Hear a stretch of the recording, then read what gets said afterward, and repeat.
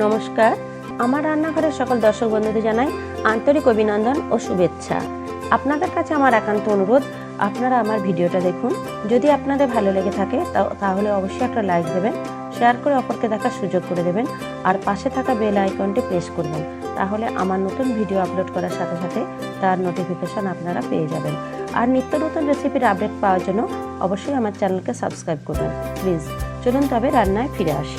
আজ আমি আপনাদের কাছে ভীষণই সুন্দর এবং টেস্টি সুজির একটা ডেজার্ট আইটেম নিয়ে এলাম। আর এটা বানানোর জন্য আমি এখানে 1 বাটি পরিমাণ সুজি নিয়েছি, এখানে 1 বাটি পরিমাণ ময়দা নিয়েছি, এখানে 2 কাপ চিনি নিয়েছি, আর এখানে 2 টেবিল চামচ চিনি নিয়েছি, এখানে 2 টেবিল চামচ রিফাইন তেল, আর এখানে 2 টেবিল চামচ গাওয়া ঘি। এছাড়া এখানে কয়েকটা এলাচের দানা নিয়েছি। এছাড়া আমি এখানে 2 কাপ পরিমাণ গরুর দুধ নিয়েছি, খাঁটি গরুর দুধ, আর এখানে 2 কাপ পরিমাণ জল নিয়েছি, এখানে কিছু কেশর নিয়েছি। প্রথমে আমি চিনির সিরাটা বানিয়ে আমি একটা পাত্রে 2 কাপ চিনি, এখানে 2 কাপ পরিমাণ জল, আর এখানে কয়েকটা এলাচের দানা আর এই কেশর দিয়ে চিনির সিরাটা বানিয়ে নিই। এবার আমি একটা পাত্রে 2 কাপ পরিমাণ জল দিয়ে তাতে 2 কাপ পরিমাণ চিনি দিয়েছি আর কয়েকটা কেশর দিয়ে দিয়েছি। দেখুন সিরাটা তৈরি হয়ে গেছে। আর আমি দিয়ে দিলাম কতগুলো এলাচের দানা। এবার আমি গ্যাসটা একটু অফ করে দিলাম। এবার গ্যাসে একটা আমি কড়াই বসিয়েছি, তাতে প্রথমে আমি দিয়ে দিলাম 2 কাপ পরিমাণ ঘন দুধ,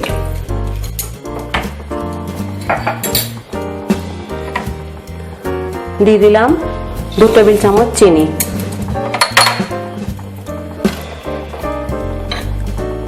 আর দিয়ে দিলাম 2 টেবিল চামচ পরিমাণ গাওয়া ঘি। এবার দুধটা ফোটা পর্যন্ত আমি অপেক্ষা করব। দুধটা কিন্তু দেখুন ফুটে গেছে। এবার আমি দিয়ে দিলাম সুজিটা, দিয়ে আমি কনস্ট্যান্ট নাড়তে থাকছি। সুজিটা দেখুন কিন্তু ঘন হয়ে এসেছে, সিদ্ধও হয়ে গেছে। এবার আমি ময়দাটা আস্তে আস্তে মাখাতে থাকছি। ভালোভাবে আমি কিন্তু মাখিয়ে নেব।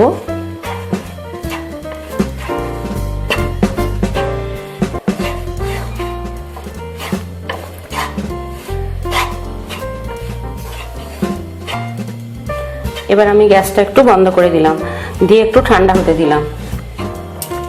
সুজিটা আমি একটা জায়গায় তুলে নিয়েছি। এবার হালকা গরম থাকতে থাকতে আমি খুব ভালো করে একটু মাখিয়ে নিচ্ছি। আমি এর মধ্যে দিয়ে দিলাম একটু রিফাইন তেল, দিয়ে খুব ভালোভাবে আমি ডোটা বানিয়ে নিচ্ছি। দেখুন প্রায় 10 মিনিট ধরে আমি খুব সুন্দরভাবে এটাকে মাখিয়ে একটা স্মুথলি একটা ডো বানিয়ে নিয়েছি। এবার আমি এইভাবে হাতের তালু দিয়ে চেপে চেপে আমি একটু সমান করে নিচ্ছি। আমি কিন্তু ডোটা হাতের তালু দিয়ে এইভাবে চেপে চেপে একটু সমান করে চাড়িয়ে নিয়েছি। এবার আমি ছুরি দিয়ে আপনাদের ইচ্ছে মতো শেপে আপনারা কাটতে পারবেন। আমি চৌকো চৌকো করে পিস করে নিচ্ছি।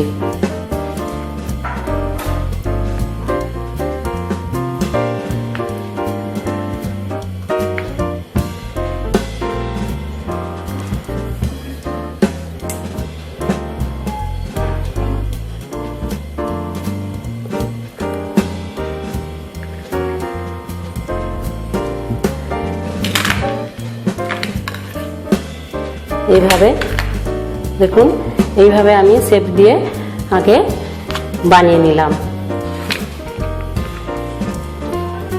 এই যে এবার আমি এইগুলোকে ডুবো তেলে ভেজে নিই। এবার আমি কড়াইয়ে তেল গরম করতে দিয়েছি। তেলটা গরম হয়ে গেছে, খুব বেশি গরম করার দরকার নেই, মোটামুটি গরম হয়ে গেছে। এবার আমি আস্তে আস্তে এই সুজির বরফিগুলো দিয়ে দিলাম।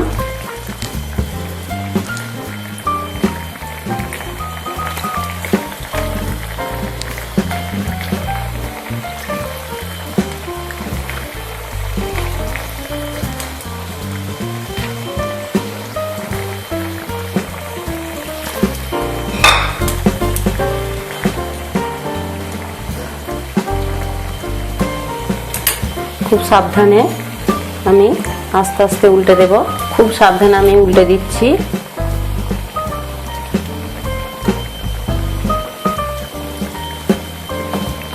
দেখুন খুব সুন্দর লাল করে কিন্তু ভাজা হয়ে গেছে। এবার আমি আস্তে আস্তে তুলে নিচ্ছি।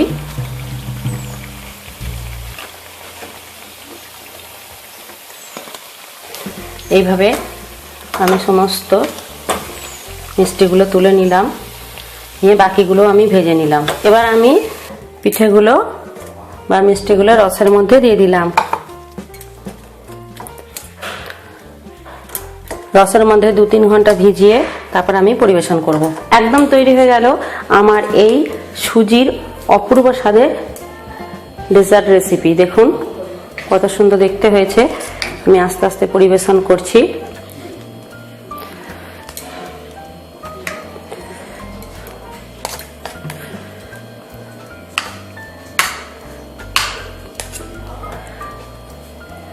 আমি একটা কেটে দেখিয়ে দিচ্ছি। দেখুন কতটাই নরম হয়েছে। দেখুন ভিতরটা কত সুন্দর হয়েছে।